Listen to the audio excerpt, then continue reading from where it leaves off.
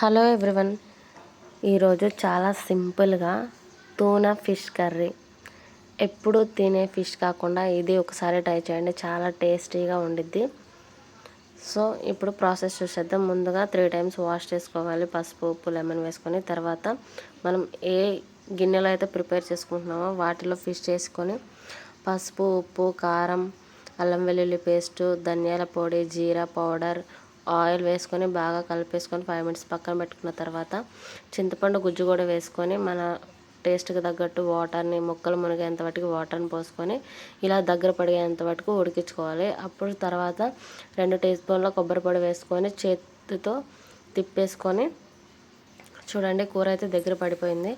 ఇప్పుడు మనం కరివేపాకు కొత్తిమీరతో గార్నిష్ చేసుకొని వేడి వేడి రైస్ చపాతీ వాటిలో వేసుకొని సర్వ్ చేసుకుంటే ఎంతో టేస్టీ అయిన టూనా ఫిష్ కర్రీ అయితే రెడీ. వీడియో నచ్చితే ప్లీజ్ సబ్స్క్రైబ్.